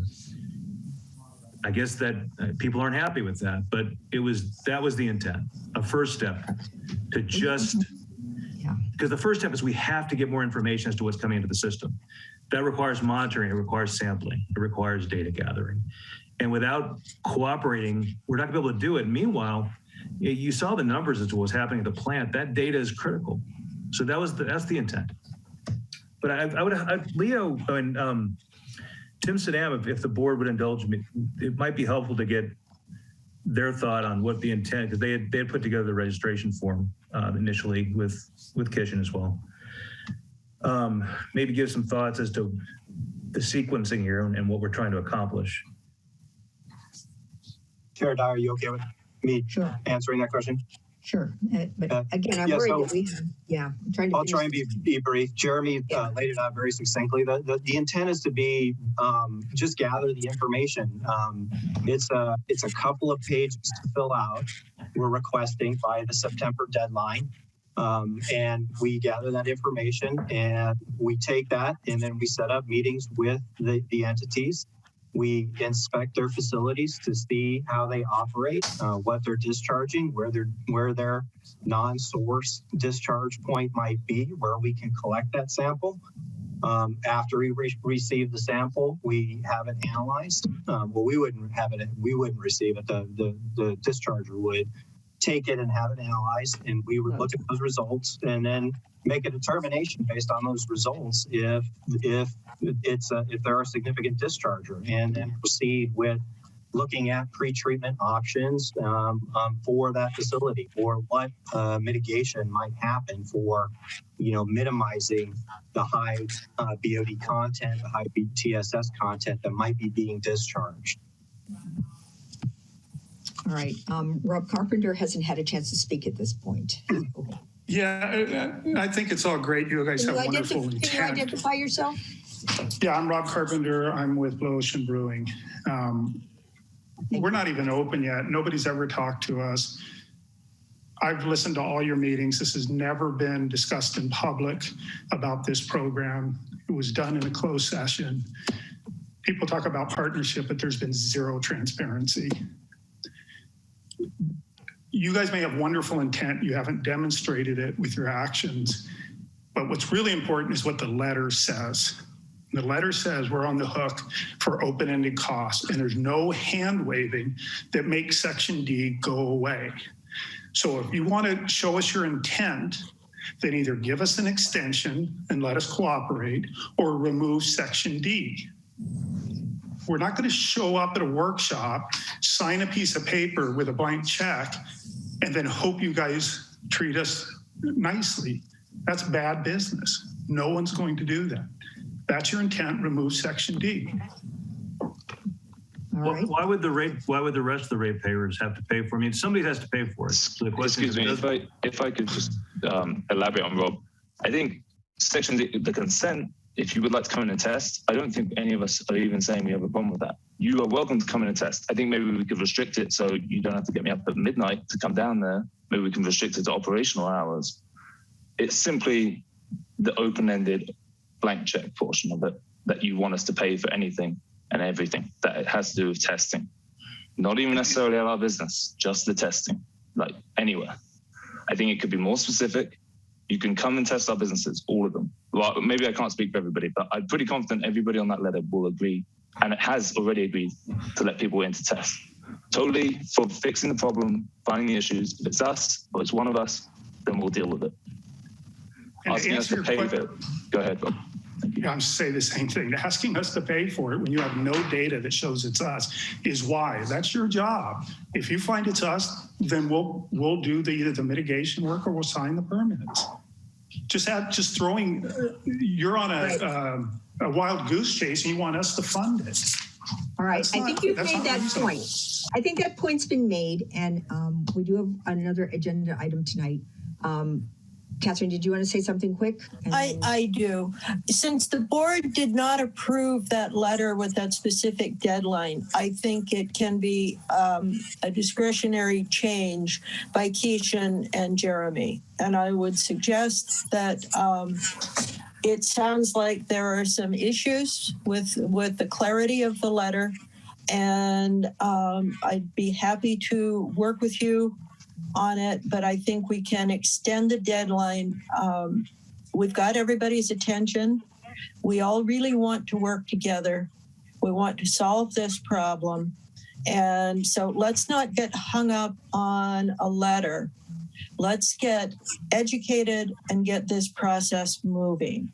So I for one think, Jeremy, if you were going to take a straw poll of the board about whether the deadline should be extended, I would say yes, the deadline should be extended. And I would also say that some of the things I've been reading tell me that it might be some of the processes that are used, and it may not be something that a single point in time test would discover, but in talking to the various businesses about their various processes. And yes, I agree, there are fish processing and other kinds of processing, and we might want to, and we should be looking at that as well.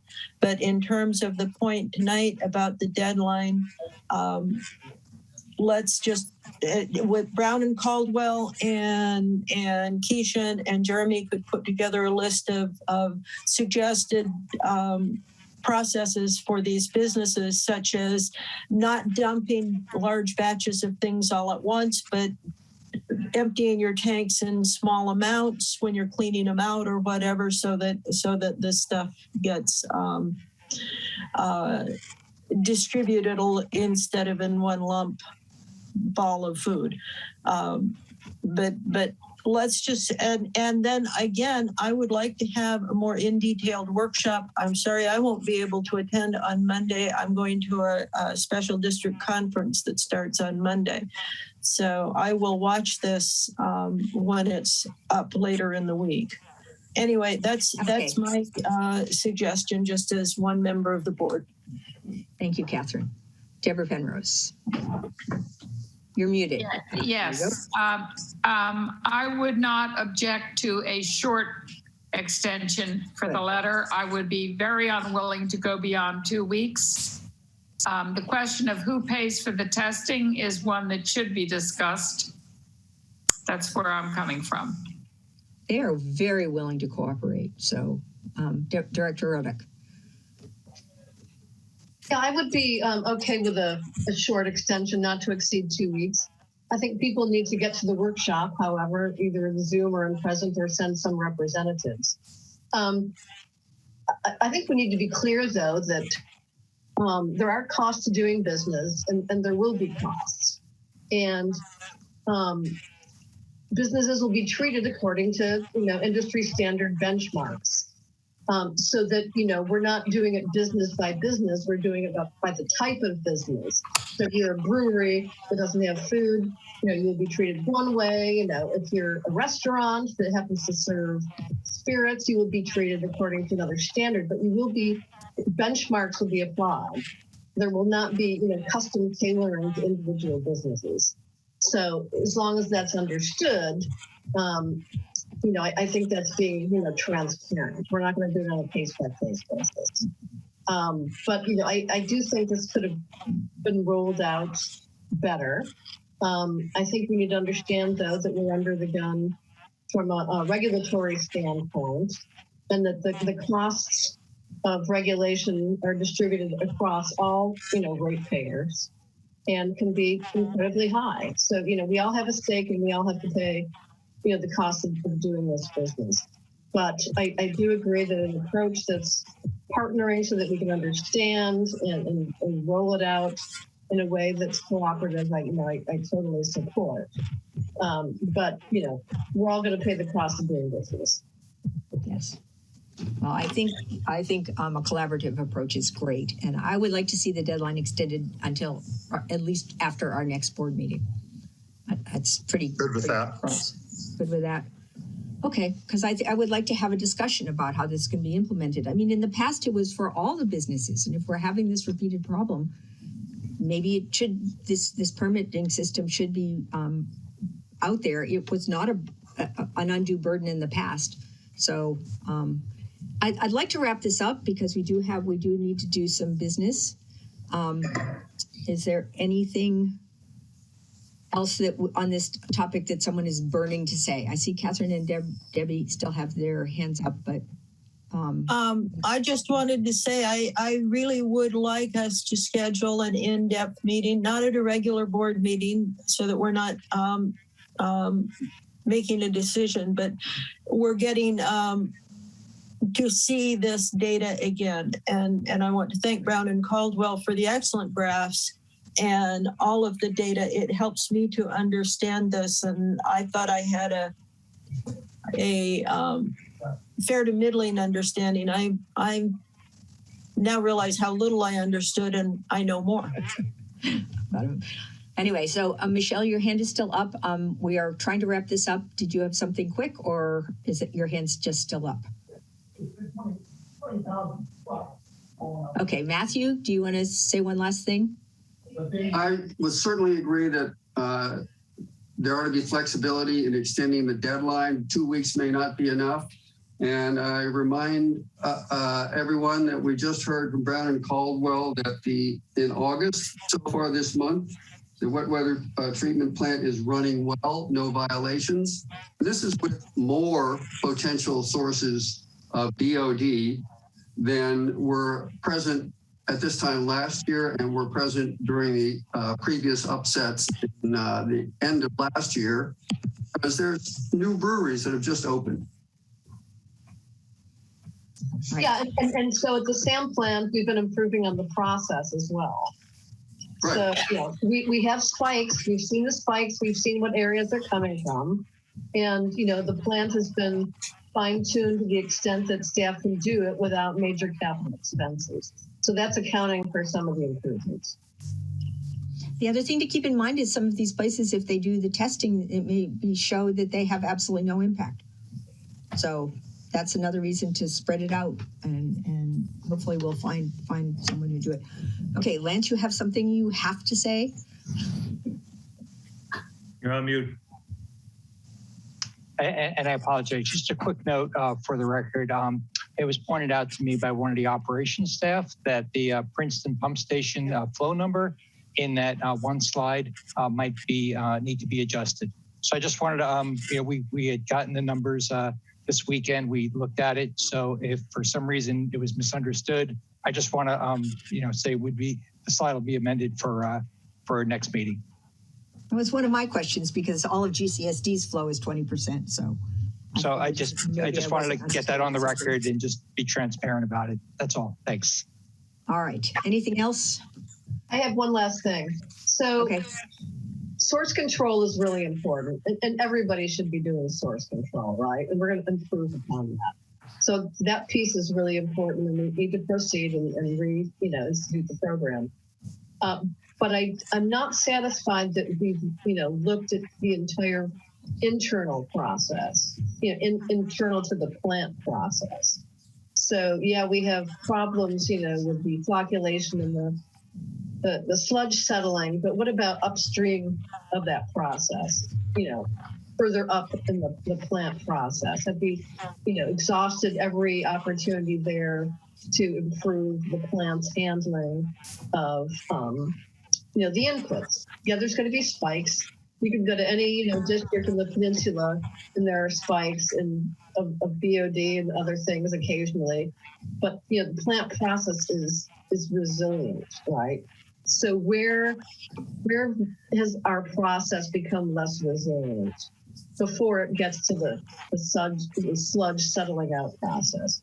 I think we need to look at the entire process within the plant to make sure there's nothing going on there. that might be contributing to the problem. So I would just say, as we're continuing to investigate, I'd like us to look, the entire process within the plant. Okay. Anything further? Do you have direction there, Kishan? I think you have a request from the board, and I think we understand this better. And I would agree with those who asked for maybe, I don't know how to structure it. Maybe we could talk about it, but I have questions about parts of that presentation, which was excellent. And thank you very much, Brown and Caldwell. But the parts that weren't clear to me, I'm trying to follow the various acronyms. Is there an efficient way that those who still have questions might get them answered? So, anything further you want to say, Kishan? No, I just want to say that anybody who has questions regarding Brown and Caldwell's presentation, whatever, can email me and I'll take care of it. We mentioned it in the July 26th presentation also, but unfortunately we did not get any questions from anybody until last week when we got from Greg. So please take your time, go to the report, go to the presentation. The presentation will be up on the website, and put in your questions, send it to me, and I'll coordinate with Brown and Caldwell and make sure that the questions are answered. Can I ask if we have decided how long the extension will be on the letter? I would ask that we hold that to the board meeting after the meeting. And then once we know a huge amount more of information, then we'll know whether to be a really short extension or longer, depending on the results of what we find out. I think just setting a date now is just not going to help until we have the workshop and then our next board meeting. I think that's a consensus of the board that we would like the decision to at least to wait till after our next board meeting. I agree. Everyone? I agree. And then, and the results of this workshop that you're going to have. And perhaps some tinkering with Section D. So, all right, moving on to item 4B. We're going to need to vote to extend our meeting. Yes, please. Can we have a motion to extend 15 minutes? So move. Second. All in favor? Aye. A roll call, sorry. Wrong meeting. Director Slater-Carter? Reluctantly, yes. Director Penrose? Yes. Director Clark? Aye. Director Lohman? Yes. Director Rada? No. Chair Dye? Yes. All right. Item B, authorize general manager issue a purchase order to Environmental Dynamics International for the design, supply, and installation of diffusers to areas in Basin 4. And I would like to say something here, which is that I would really like someone to explain to me why we need an additional aeration basin. I've seen all the charts and graphs. I understand that there's a lot of smart people, but to me, there's like 3-4 possible things. Number one, we need to keep the wastewater in those basins for longer, and therefore you need more space. Number two, somebody else told me that it was because of the bulk of the things that you add to those basins, you need more volume. The other possibility is that if we have a rainy, high use of the plant and also high BOD, you would need 2 basins to handle it. And the last one is, are we adding a basin to provide more capacity for additional development? And can just someone tell me what the extra basin is technically for? I'm sorry. I think we'll have to recap the July 26th presentation made by Brown and Caldwell, as well as today's presentation, because they clearly mentioned how the extra basin is going to take care of the additional loading, additional BOD loading. Okay, so, fine. I don't know. I mean, you want us to start all over? We can do that again. No, I do not. I do not. I just want to Basins 1 and 2 are old and they're not working anymore. I understand that. We need to And when the plant was expanded, basins 3 and 4 were intended to be put in. Only 1 was put in. I understand that also. No. Listen, please. We have 50% of the design capacity of the expansion. All we are doing when we add Basin 4 is bringing the plant to 1999 standards. And we have had more flow. I move staff recommendation, approval of staff recommendation. Okay. I second. Anyone want to have further discussion? No. Okay. Roll call, please. So, Director Slater Carter, Aye. Director Penrose, Yes. Director Clark, No. Director Lohman, Yes. Director Ruddock, Yes. Chair Dye, Yes. Yes, I'm supporting this. motion Okay. approved. Moving on, General Manager's report. Yep. You've got the entire report in your packet. If you have any questions, staff is here to answer.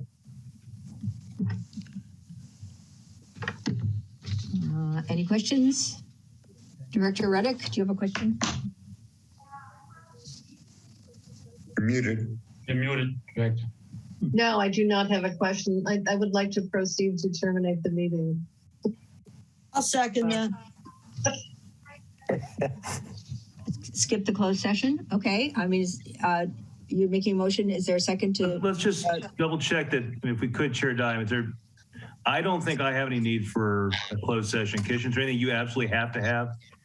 Not have to have, but it'll be nice to have for 5 minutes at least. Which? I suggest we do it next time. Okay, fine. If it's consensus, then fine. I have nothing to say. But I thought it would be nice to get something addressed earlier. No problem. What? All right, let's have a vote to terminate the meeting. I think we had a motion. Who was the motion? Director Ruddock? And who seconded? Me. Okay. I think we need a roll call to finish this meeting early. Director Slater Carter? Aye. Director Penrose? Aye. Director Clark? Aye. Director Lohman? Yes. Director Ruddock? Yes. Chair Dye? Yes. All right. Good night, everyone. Interesting meeting. Good night.